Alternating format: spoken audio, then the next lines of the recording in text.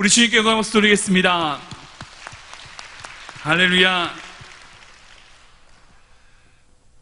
오늘 주신 말씀 함께 나누길 원합니다. 오늘 주신 말씀 누가복음 22장 61절로 62절 말씀인데요, 짧으니까 우리 함께 다 같이 합독하도록 하겠습니다. 누가복음 22장 61절과 62절 말씀입니다. 우리 함께 같이 합독하겠습니다. 시작. 주께서 돌이켜 베드로를 보시니 베드로가 주의 말씀 곧 오늘 닭 울기 전에 내가 3번 나를 부인하리라 하심이 생각나서 밖에 나가서 심히 통곡하니라. 아멘. 오늘 말씀을 가지고 밖에 나가서 라고 하는 말씀으로 같이 말씀을 좀 나누기를 원합니다. 장소에 대해서, 자리에 대해서 한번 생각해 보기를 원합니다. 사람은요, 어디에 있는지가 참 중요합니다. 어느 장소에 있느냐, 어느 자리에 있느냐에 따라서 그 사람의 생각과 행동이 달라지기 때문입니다. 혹시 이런 이야기, 혹시 재밌는 얘기인데 들어보셨는지 모르겠습니다. 초코파이를 맛있게 먹는 방법 3가지. 요즘 이제 이게 코스코에 나왔더라고요. 초코파이를 맛있게 먹는 3가지 방법 혹시 아십니까? 첫 번째 방법은 뭐냐면 냉장고에 넣는 방법입니다. 특히 냉동실에 넣으시면 이게 아이스크림처럼 돼서 맛있게 드실 수 있습니다. 두 번째 방법이 있습니다. 전자레인지, 마이크로웨이브에 약 15초, 너무 많이 돌리시면 이게 아주 푹 이제 다 녹아버리니까 한 10초에서 15초만 딱 돌리시고 드시면 그 안에 있는 마시멜로가 싹 녹으면서 맛있게 드실 수가 있습니다. 세 번째 방법이 있습니다. 군대를 가시면 됩니다. 여러분들 군대 다녀오신 분들 아시겠지만 군대에서 제일 인기 있는 음식이 바로 이 초코파이가 되겠습니다. 저도 군대에 있을 때 이 초코파이의 맛을 결코 잊을 수가 없습니다. 그 달고 맛있었던 그 초코파이, 교회 갈 때마다 주셨던 그 초코파이, 훈련 받을 때에 군종들이 나눠줬던 그 초코파이, 힘들고 외로울 때 화장실에서 먹던 그 초코파이를 전 잊을 수가 없습니다. 초코파이는 군대 가서 먹어야 제맛입니다. 아무튼 초코파이를 맛있게 먹는 3가지 방법이 이렇게 있습니다. 어떤 사람이든지 그 자체보다 내가 지금 자신이 처해 있는 그 상황에 따라서 그것이 전혀 다르게 다가올 때가 있는 거죠. 똑같은 상황임에도 불구하고 내가 어떤 형편과 어떤 자리에 있느냐에 따라서 그 대상이 전혀 다르게 느껴진다는 것입니다.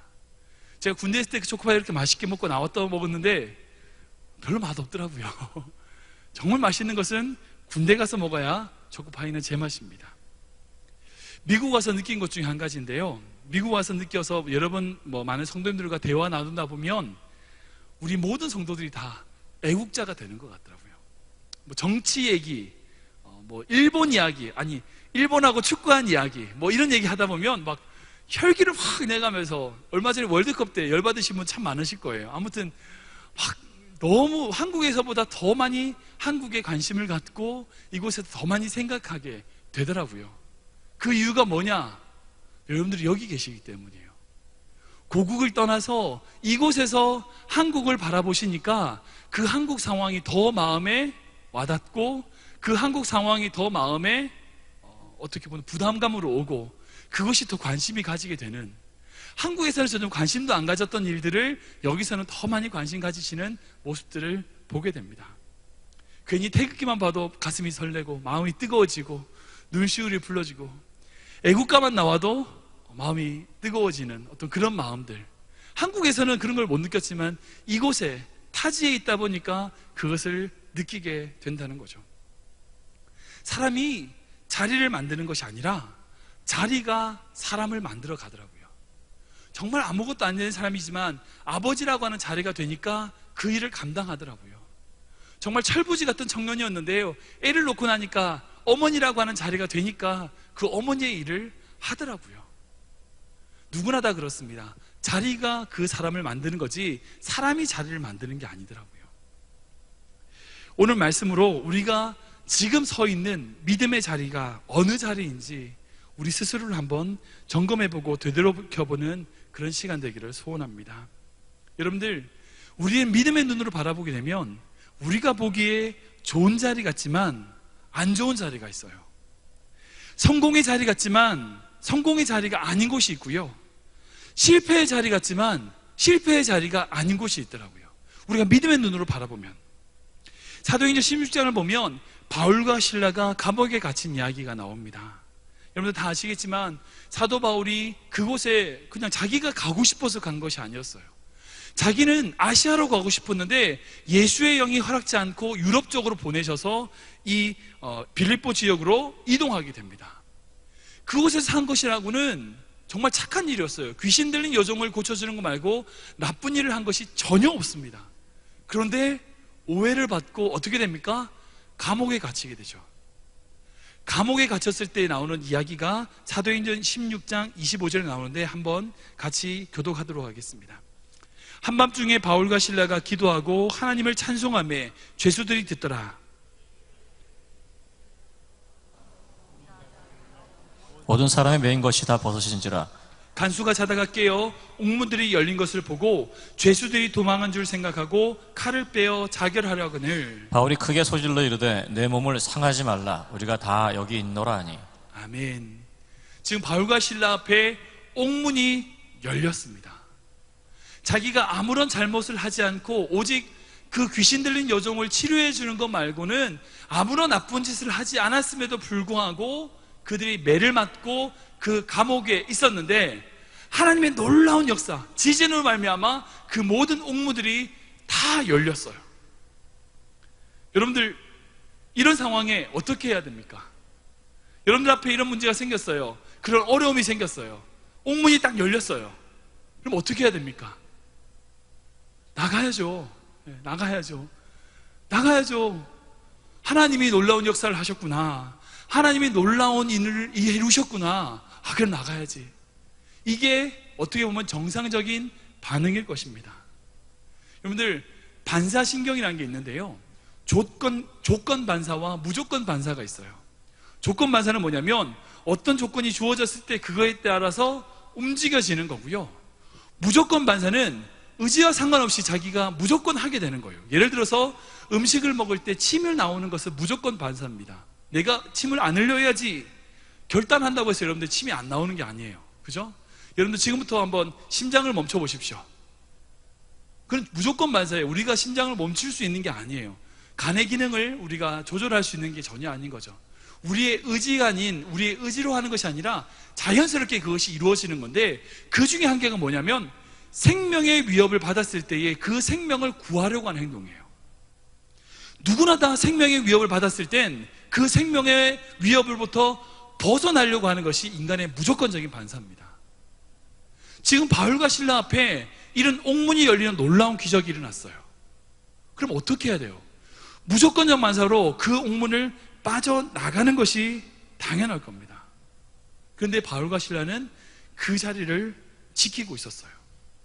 왜 그랬을까요? 한번 생각해 보십시오. 바울과 실라가 왜 그 자리를 지키고 있었을까요? 그 이유는 하나님이 나가라고 하지 않으셨기 때문입니다.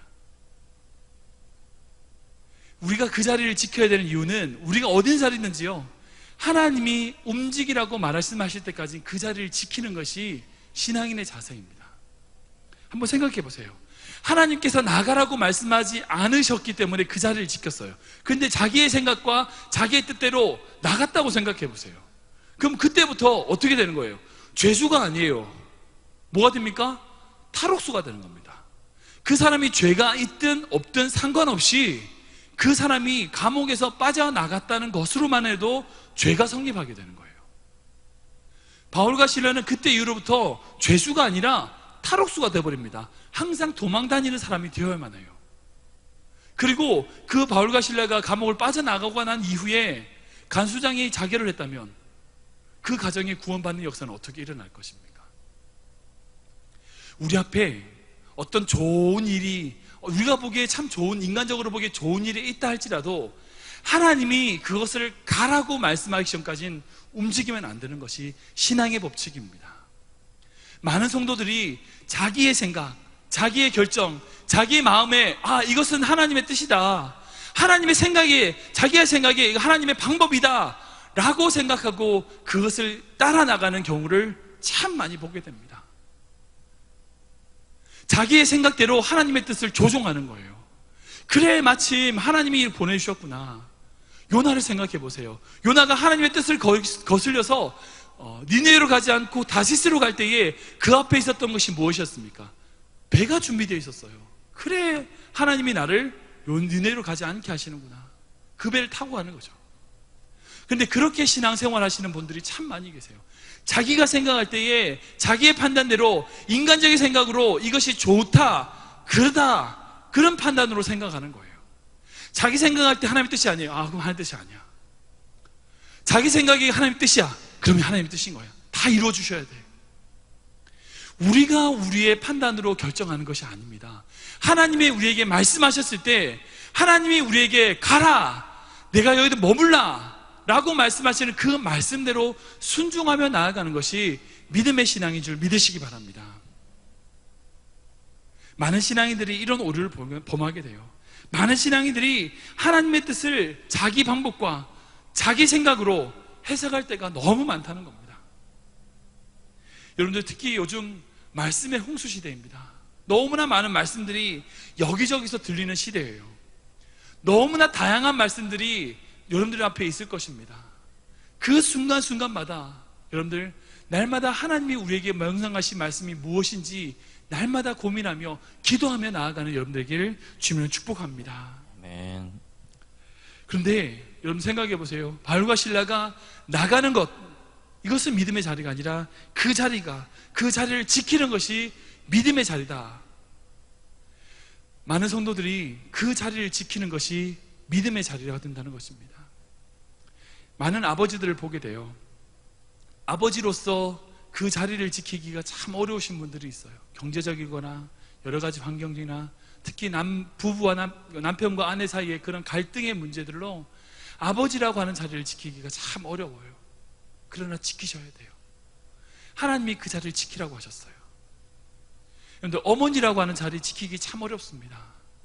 자녀들이 오죽 속을 썩여요. 얼마나 말을 안 들어요.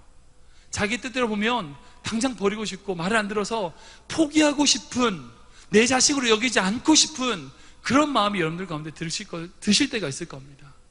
그러나 어머니라고 하는 자리를 지키는 것이 얼마나 어려운지 모릅니다. 그러나 그 자리를 지킬 때에 하나님의 놀라운 역사가 일어나게 된다는 것입니다. 기도의 자리를 지키는 것 참 어렵습니다. 여러분들, 이 저녁에 나오셔서 기도의 자리 지키는 것 참 쉽지 않습니다. 세상에서 일을 하시고 퇴근하신 이후에 저녁도 못 드시고 이 자리에 앉아 계신 분들도 계실 거예요. 왜? 가족을 위하여, 남편과 아내를 위하여, 자녀들을 위하여 기도해야 되니까. 그 기도의 자리를 지키는 것 쉽지 않습니다. 그러나 그 자리를 지키셔야 돼요. 이 자리에 계신 많은 임직자들이 계십니다. 장로님, 권사님, 안수집사님, 집사님, 모든 국장님들, 부장님들, 목자들, 여러분들 그 자리 지키기 어렵습니다. 그러나 그 자리 지키셔야 돼요. 그 자리를 지킬 때에 힘들지만, 그 자리를 지킬 때에 그 자리가 믿음의 자리가 된 줄 믿으시기 바랍니다. 어렵지만 그 기도의 자리를 지키고, 그 사명의 자리를 지키고, 그 자리를 지키는 그 자리가 어렵지만, 특별히 우리 찬양팀도 금요일마다 나와서 찬양하는 거 쉽지 않잖아요. 여러분들은 빠질 수도 있지만 찬양팀들은 매주 나와서, 특히 율동팀들은 매주 나와서 찬양팀, 이 찬양의 자리에 세우는 것, 이 찬양의 자리를 지키는 것 쉽지 않습니다. 그러나 지키셔야만 됩니다. 그 자리를 지키고 그 자리 가운데 임하신 하나님의 말씀, 하나님이 주시는 은혜를 기다리셔야만 합니다. 그럴 때에 나만 구원받는 것이 아니라, 내가 죄인의 신분에서 벗어나는 것이 아니라 다른 이들도, 그 간수장 모든 가족들이 구원을 받는 놀라운 역사가 그 자리를 지킨 사람을 통하여 나타나게 될 줄 믿으시기 바랍니다. 아멘. 가정에서, 특별히 가정에서 어렵고 힘들고 눈물로 그 자리 지키기가 어려우신 분들, 홀로 신앙 지키시는 분들, 그 자리를 믿음으로 지킬 때에 하나님이 놀라운 역사가 여러분을 통하여 나타날 줄 믿으시기 바랍니다. 두 번째로 말씀을 좀 나누기 원하는 것은, 오늘 읽었던 베드로의 이야기를 통하여 또 말씀을 나누기를 원합니다. 아까 읽었던 누가복음 22장 61절과 62절 말씀은 베드로가 예수님을 부인하는 장면, 바로 이어서 나오는 말씀입니다. 예수님이 마지막으로 제자들과 식사하실 때에 많은 이야기를 해주셨습니다. 그때 발도 씻으셨고요, 자신이 죽임 당할 거다고 제자들에게 이야기하셨어요. 그리고 제자들이 예수님을 버릴 것이다 라고 예수님이 말씀하셨습니다. 그때 베드로가 뭐라고 얘기합니까? 자기는 절대 그런 일 없을 거라는 거예요. 예수님, 저는 예수님을 결코 버리지 않을 것입니다. 자신 있게 이야기했습니다. 그때 예수님께서 그 베드로에게 네가 오늘 닭이 울기 전에 3번 나를 부인할 것이다 라고 말씀하셨어요. 그렇게 말씀하셨음에도 불구하고 베드로는 여전히 아니에요 예수님, 저는 예수님을 결코 버리지 않을 것입니다. 예수님은 우리가 죄 지을 것을 다 알고도 용서하시는 분인 줄 믿으시기 바랍니다. 그 순간에도 예수님은 베드로를 사랑하셨어요. 자기가 분명히 예수님을 부인하고 예수님을 저주하며 버릴 줄 알매도 불구하고 그 베드로를 사랑하시는 분이 바로 우리 예수님인 줄 믿으시기 바랍니다. 그리고 제자들과 함께 기세등등하게 감난산으로 올라가셨어요. 멋있게 식사를 하신 후에 감난산에 기도하러 가셨는데 결국 예수님을 잡는 군병들이 예수님께 오게 됩니다.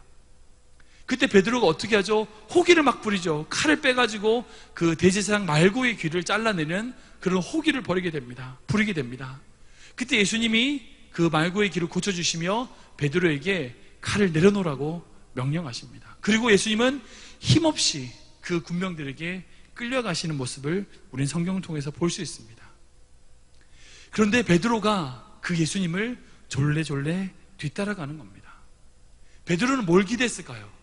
그래, 조금 있으면 예수님이 초자연적인 힘으로 그 모든 군병들 다 없애실 거야. 그래, 예수님이 조금 있으면 초자연적인 능력으로 그 대제사장들과 모든 가야바와 이런 모든 사람들의 무릎을 꿇으실 거야. 예수님은 놀라운 능력을 가지신 분이니까 그런 기대감을 가지고 예수님을 쫓아가기 시작했습니다. 멀찌감치 떨어져서 예수님을 따라갑니다. 그런데 그 예수님은 아무런 일을 하지 못하시는 거예요. 대제사장에게 사형 언도를 받을 때까지 아무런 일도 하지 못하시는 거예요. 매만 맞고 계신 거예요. 힘없이 그냥 맞고만 계시는 거예요. 너무 무기력하게. 그 예수님을 보고 베드로 마음 가운데 점점 배신감이 들기 시작했을 수도 있을 겁니다. 그때 한 여자애가 찾아와서 베드로에게 얘기합니다. 너도 갈릴리 사람이니 저 사람과 함께 있었다. 그 베드로는 그 무기력한 예수님을 바라보며 난 저 사람 모른다 라고 이야기했을 것입니다. 예수님의 그 무기력한 모습을 보며 난 저 사람 모른다, 내가 아는 예수님은 저런 분 아니다 라는 말로 그 여자에게 이야기했을 수도 있을 것입니다. 그리고 또 묻죠. 그리고 또 묻습니다. 그리고 3번 예수님을 부인하는 모습을 보게 됩니다. 근데 만약 그냥 부인하는 것이 아니라 마태복음 26장 말씀 보면 이렇게 기록되어 있어요. 함께 읽겠습니다. 시작. 조금의 곁에 섰던 사람들이 나와 베드로에게 이르되 너도 진실로 그 도당이라 내 말소리가 너를 표명한다 하거늘 그가 저주하여 맹세하이르되 나는 그 사람을 알지 못하노라 하니 곧 닭이 울더라. 3번째 부인할 때는 뭐라고 얘기하면 예수님은 그저 모른다 부인하는 게 아니라 저주하며 맹세하여 이르되, 이 맹세는 누구에게 하는 것이 아닙니까? 하나님께 하는 거예요. 나 하나님을 두고 한데 저 사람 몰라, 저 사람은 저주를 받아야 돼. 예수님을 향하여 베드로는 단순하게 모른다고 한 게 아니라요, 그 예수님이 저주받아야 된다라고 얘기한 거예요. 근데 많은 사람들이 이렇게 생각해요. 예수님이 베드로가 여자에게 질문 받았을 때 얼떨결에 나 몰라. 또 여기서 질문 나 몰라. 여기서 질문 나 몰라. 저 사람 저주받아야 돼. 이렇게 했다고 생각할 수 있는데요, 그렇지 않아요. 누가복음 22장 59절과 60절 말씀 보면 이렇게 기록되어 있습니다. 함께 읽겠습니다. 시작. 1시간쯤 있다가 또 한 사람이 장담하 이르되 이는 갈릴리 사람이 참으로 그와 함께 있었느니라. 베드로가 이르되 이 사람아 나는 내가 하는 말을 알지 못하노라 하고 아직 말하고 있을 때 닭이 곧 울더라. 어떻게 이해하고 있어요? 그 질문이 즉각적으로 탁 탁 온 게 아니라 1시간이라고 있었어요. 첫 번째 질문이 온 이후에 1시간이라고 하는 시간이 있었고요. 두 번째 온 질문 이후에 또 1시간이라고 하는 시간이 지난 이후에 베드로가 예수님을 저주하며 맹세하며 부인했습니다. 이것은 뭘 의미하냐면요, 이것은 무엇을 의미하냐면 자기의 의지로 부인했다는 거예요. 베드로는 얼떨결에 부인한 게 아니에요. 얼떨결에 부인한 게 아니에요. 자기가 생각했어요. 도대체 예수님이 왜 그러실까? 그 능력이 많으신 예수님이 왜 저렇게 막고 계실까? 저렇게 힘없이 계실까? 도대체 예수님 뭐 하시는 분이야? 자기 생각대로 그 예수님은 나는 저런 사람을 알지 못해. 심지어는 그러면 지금까지 해왔던 모든 일들, 예수님이 해왔던 모든 일들, 다 없어져. 난 예수님을 떠나갈 거야. 그리고 저주하며 하나님께 맹세하고 부인했다는 거예요. 얼떨결에 부인한 게 아니에요. 자기의 생각과 자기의 의지대로 예수님을 부인했다는 거예요. 그럴 때 닭이 울었어요. 근데 사실 제가 논리로 따지면, 제가 말씀드렸던 이 논리로 계속하면 상황 전개가 좀 잘 안 맞아요. 왜냐하면 첫 번째 부인하고 1시간 있다가 자기가 생각해서 또 부인하고, 또 1시간 있다가 심지어는 저주하며 예수님을 부인했는데 뜬금없이 닭이 울었다고 회개를 한다. 이게 시간의 흐름, 감정의 정서상 베드로에게 좀 맞지 않는 것 같아요. 마태복음과 마가복음과 요한복음은 그저 닭이 울었다고만 표현하고 있지 더 이상 어떤 계기라든지 어떤 도전이 주어지지 않습니다. 그런데 오늘 읽었던 누가복음에 보면 그 베드로가 자기의 능력, 자기의 의지와 자기의 생각으로 예수님을 심지어 저주하며 부인했을 그 마음에 분노가 있음에도 불구하고 닭이 울었을 때에 회개의 자리로 변화되었던 중요한 매개체가 있습니다. 한 번 더 61절과 62절 말씀 읽도록 하겠습니다. 같이 읽겠습니다. 시작. 주께서 돌이켜 베드로를 보시니 베드로가 주의 말씀 곧 오늘 닭 울기 전에 내가 3번 나를 부인하리라 하심이 생각나서 밖에 나가서 심히 통곡하니라. 여기 한 가지 중요한 사건이 있죠. 주께서 돌이켜 베드로를 보시니, 누가복음에만 기록되어 있는 중요한 사건입니다. 베드로는 지금 자기의 의지와 자기의 생각대로 예수님을 부인했어요. 그냥 얼떨결에 저 몰라요, 나 몰라, 이게 아니라 자기의 생각과 의지대로 예수님을 저주하며 맹세하며 부인하고 있는데 예수님과 눈이 맞은 거예요. 예수님이 돌이켜 그 베드로를 바라보시며 베드로와 예수님, 그 부인하고 있는 그 순간에 예수님과 눈이 딱 마주친 거예요. 예수님이 어떤 눈빛으로 베드로를 바라보셨을까요? 예수님이 어떤 눈빛으로 베드로를 보고 계셨을까요? 그래, 나도 그럴 줄 알았어. 뭐 이런 식의, 너 그럴 줄 알았어. 아니요. 그랬다면, 만약 그런 눈빛이었다면 베드로가 이렇게 부인했을 것을 더 확고했을 거예요.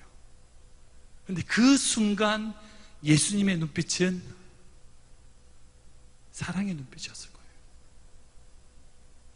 그 순간 예수님을 마주쳤던 그 예수님은 그래도 내가 너를 사랑한다. 그래도 내가 너를 사랑해. 베드로야, 네가 나를 저주하고 심지어는 나를 저주하며 맹세까지 하며 나를 부인하지만 그래도 내가 너를 정말 정말 사랑한다.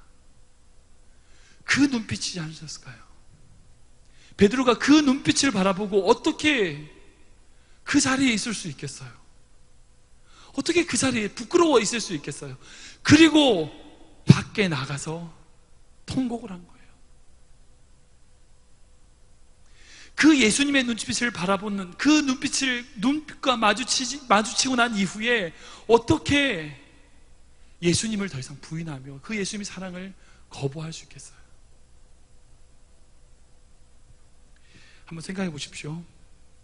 베드로가 예수님을 부인할 때는 육신적으로는 베드로와 예수님은 가까운 곳에 계셨습니다. 적어도 눈빛이 마주칠 만큼 가까운 거리에 계셨습니다. 그러나 예수님과 눈빛이 마주친 이후에 베드로는 밖에 나가서 통곡을 하고 있었습니다. 어느 자리가 믿음의 자리일까요? 어느 자리가 정말 하나님이 기뻐하시는 자리일까요? 육신적으로 예수님과 가까이 있는, 예수님을 부인하며 불평하며 저주하며 맹세하는 그 자리일까요? 아니면 밖에 나가서 육신적으로는 떨어져 있지만 예수님의 사랑에 감격하고 어찌할 바를 모르고 통곡하고 있는 그 자리가 믿음의 자리일까요? 사랑의 자리일까요? 여러분, 어디라고 생각이 드세요? 아까 말씀드렸던 거에 정반대로 얘기 드리겠습니다. 아버지 자리 지킨다고 아버지가 아니에요. 어머니의 자리를 지킨다고 해서 그냥 어머니가 아니에요. 형식적으로 아무런 사랑 없이, 아무런 관심 없이, 남편과 아내에게 전혀 관심 없이 그저 결혼 생활을 유지한다고 해서 남편과 아내가 아니라고요. 그 남편을 향하여 끊임없이 사랑의 눈빛, 그 남편을 향하여 헌신의 눈빛을 보내는, 멀리 떨어져 있다 할지라도 그 자리가 믿음의 자리예요. 이곳에 계신 분들 중에 그런 분들 계실 거예요. 한국에서 남편이 일하시거나 아니면 아내가 타주에 가서 일하시거나, 어떤 분들은 너무 많이 일이 많다 보니까 주야로 바뀌어서 남편은 낮에 일하고 아내는 밤에 일하시는 분들, 그래서 일주일 동안 얼굴을 보지 못하신 분들, 저희 교구에 그런 분들이 계시거든요. 그분들은 일주일 동안 얼굴을 보지 못해요. 맨날 보면서 미워하는 게 아니라 한 번도 보지 못하지만 그 마음 가운데 뭐가 있는지 아세요? 그 남편을 향하여, 그 아내를 향하여 기도하는 기도가 있어요. 멀리 출장 가 있는 아내를 위해서 기도하는 남편이 있고요, 한국에서 일하고 있는 남편을 위해서 기도하며 눈물을 흘리는 아내가 있어요. 여러분들, 같이 있는다고 해서 아내와 남편이 아니에요. 그 자리를 그저 지킨다고만 해서 아버지가 아니더라고요. 교회로 적용해 볼까요? 죄송한 말이 나오면 장로님들, 안수집사님들, 권사님들, 임직 이곳에 오셔서 임직받고 안수받고 임직으로 세워지셨다고 장로님이 아니에요. 안수집사님 아니에요. 권사님 아니에요. 여러분들 삶 가운데 예수 그리스도를 사랑하고 교회를 사랑하고 헌신하고 눈물 흘리는 그 눈물의 자리가 있어야지 여러분들 그 사역 감당하시며 그 사역 가운데 하나님께 칭찬 듣고 기쁨의 사역 감당하시는 자리가 된다는 거죠. 저도 마찬가지예요. 목사라고 해서 이렇게 설교한다고 목사가 아니에요. 저 또한 골방에 가서 하나님께 기도하며 눈물을 흘려 기도하는 하나님과의 1:1의 교제가 없다면 저도 목사가 아닌 거죠. 그저 자리만 지킨다고 그 사람이 그 사람 되는 게 아니더라고요. 지금 베드로는 육신적으로 보면 예수님과 떨어져 있습니다. 예수님과 멀리 떨어져 있어요. 그러나 그 밖에 나가서 무릎 꿇고 통곡하는 그 자리가 어떻게 보면 예수님과 가장 가까운, 예수님을 만난 이후로부터 가장 가까운 자리에 있었던 그 믿음의 자리라고 생각이 듭니다. 지금 여러분들은 지금 어디 계십니까? 혹시 교회는 나오지만, 교회는 출석하지만 우리 마음 가운데 교회를 사랑하는 마음 없고 예수님을 사랑하는 마음 없고 그저 출석하기만 하는 그런 자리에 여러분들 계십니까? 아니면 교회에 오지 못하지만 어떻게 보면 이 금요철에 나오지 못하시는, 정말 오고 싶으나 오지 못하는 그 심령들, 어떻게 보면 하나님 그 심령을 더 기뻐하실 수 있어요.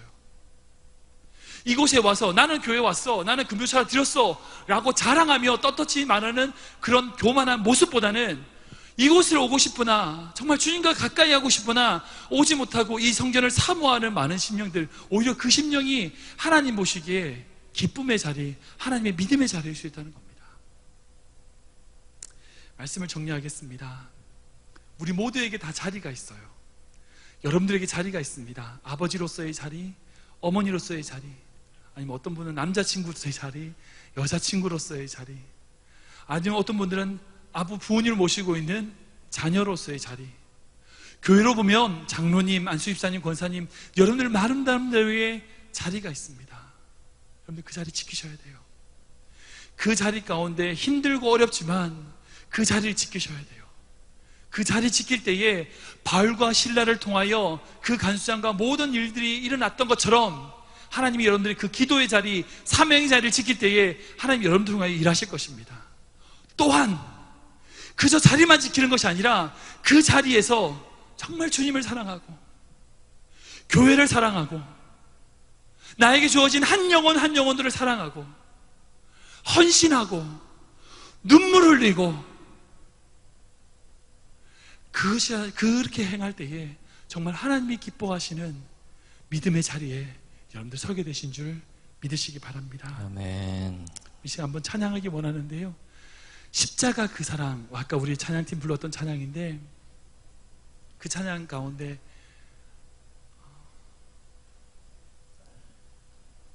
우리가 그 십자가를 멀리 떠나서 아무것도 예수님이 알지 못하던 곳에 간다 할지라도 여전히 우리를 잊지 않고 부어주시는 주님의 은혜가 있음을 고백하기 원합니다.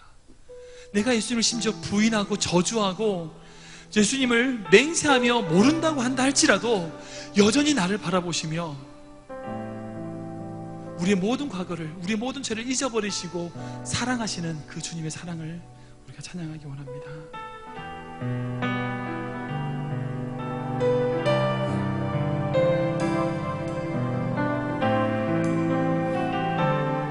십자가 그 사랑 멀리 떠나서 십자가 그 사랑 멀리 떠나서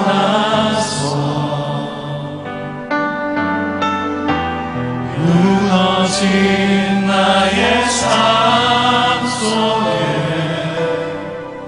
잊혀진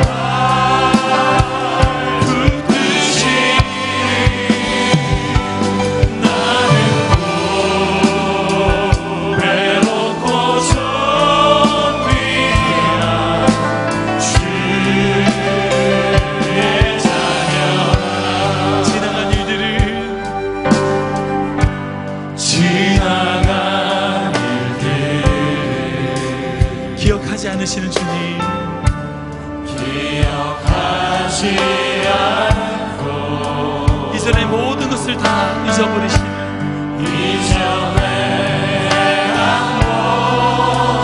생각지도 않으시는 주님, 생각지 않은 우리 심령 가운데 사막으로 묻혀 있는 사막의 그곳 가운데 강물을 내시는 우리 주님,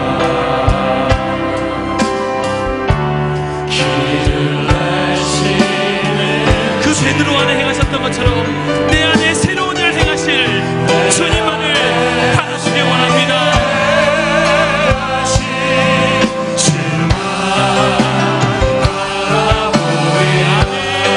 주 나를 보호하시고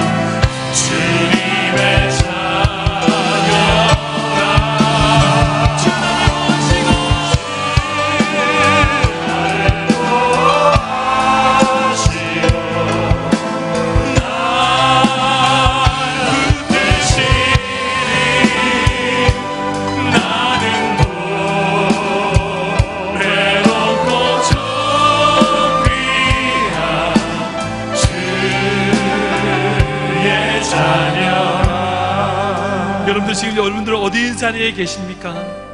지금 여러분들 지금 어느 자리에 계십니까? 혹시 하나님 이 자리 너무 힘듭니다. 하나님 이 자리 너무 고통스럽습니다. 하나님 이 자리 너무나 피하고 싶습니다. 그 자리 때문에 힘들어하는 지체들이 계십니까? 하나님, 나에게 새로운 힘을 주셔서 이 자리를 지키게 하여 주시옵소서. 이 기도의 자리, 우리 가정을 위하여 기도의 자리에 내가 머물게 하여 주시옵소서. 하나님, 내 교회를 위하여 사명의 자리에 내가 머물게 하여 주시옵소서. 하나님, 내가 하나님의 영광을 나타내는 그런 자리에 있게 하여 주시옵소서. 여러분 혹시 이 자리에 그대로 그 자리에 계시는 분 계십니까? 그냥 그 자리만을 채우는 인생이 아니라 그 자리에서 주님의 눈물 바라보며 주님의 눈 바라보며 그 사명 감당하는 내가 되게 하여 주시옵소서. 하나님, 지금 내가 어디에 있습니까? 내가 주님 안에 있습니다. 내가 주님의 자녀입니다. 내가 주님 안에 있을 때에 그 사명 감당하게 될 줄 믿습니다. 이 시간 주님 한 번으로 짓고 내가 어디 있는지 내 자리에 대하여 주님께 주님을 이름 부르고 전심으로 기도합니다. 시작. 주님